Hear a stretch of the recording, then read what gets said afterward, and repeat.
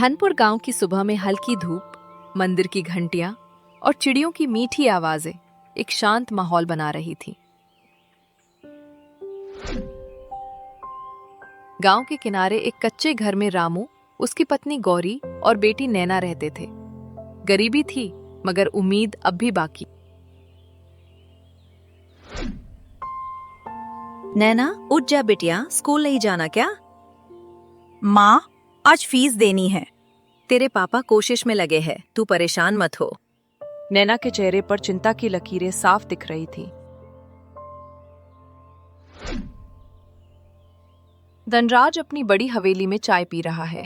रामू को बोलो आज खेत में बहुत काम है, तो चलकर सबसे पहले वो काम करें।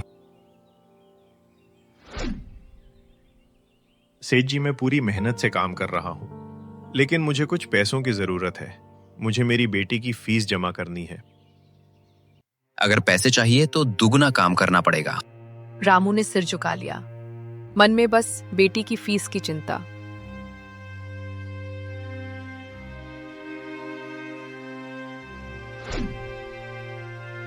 पापा, पैसे मिल गए?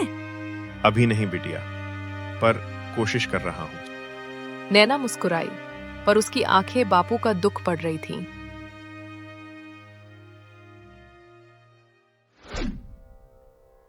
दो औरतें आपस में बातें कर रही हैं। सुना है धनराज का लड़का शहर से आया है, बड़ा अफसर बन गया है सुना है।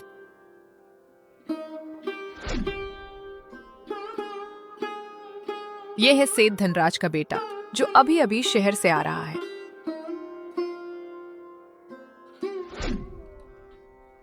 पापा, यहाँ अब भी लोगों के हाल वैसे ही हैं।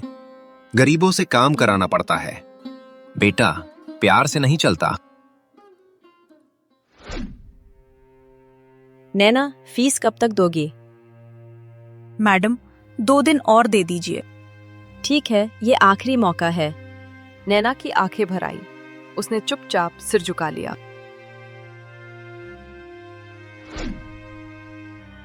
ए जी, कब तक ऐसे लटकाते रहेंगे? एक बार और सेठ जी से उधार मांग कर देखता हूँ, क्या पता इस बार कुछ मिल जाए।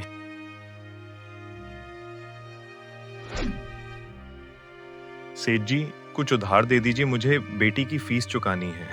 पहले पुराने पैसे चुका, फिर उधार की बात करना। विक्रांत चुपचाप ये सब देखता है। रामू की आंखों में लाचारी ने विक्रांत को अंदर तक हिला दिया।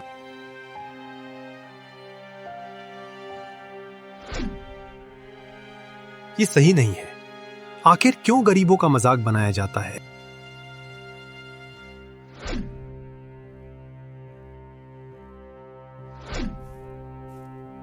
नैना स्कूल जा रही है।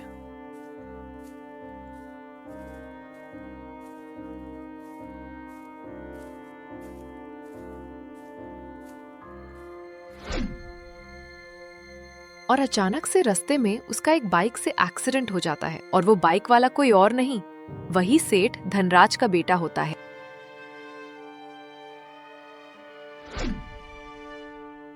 अरे, तुम ठीक हो? मैं ठीक हूँ। सॉरी, मेरा ध्यान नहीं था।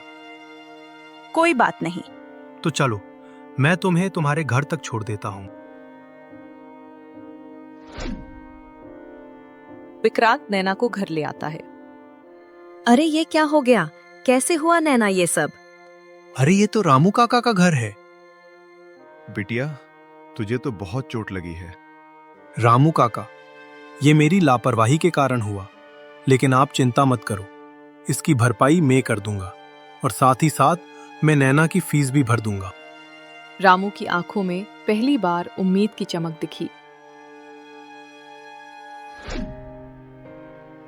विक्रांत स्कूल में नैना की फीस भर देता है। बहुत अच्छा काम किया आपने। धन्यवाद भैया। नैना की आंखों में राहत और उम्मीद एक साथ थी।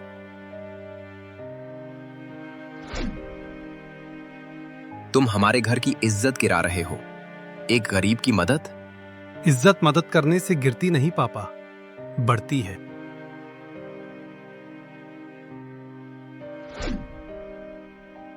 और इस सेठ धनराज का बेटा तो उससे बिल्कुल अलग है। हाँ, वो हम जैसे गरीबों के बारे में सोचता है।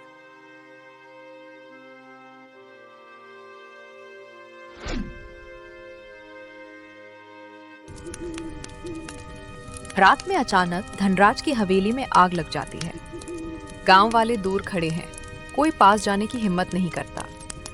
अंदर से धनराज की आवाज आती है, बचाओ, कोई बचाओ। विक्रांत कहीं नहीं दिखता।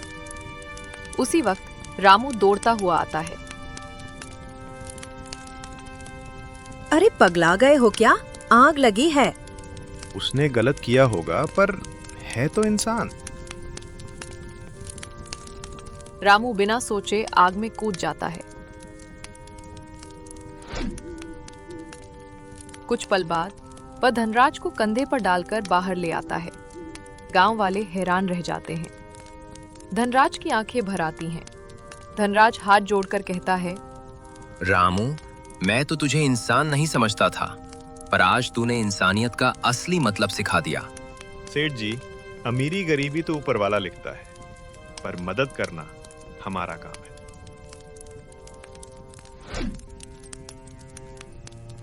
विक्रांत भी लौट कर आता है।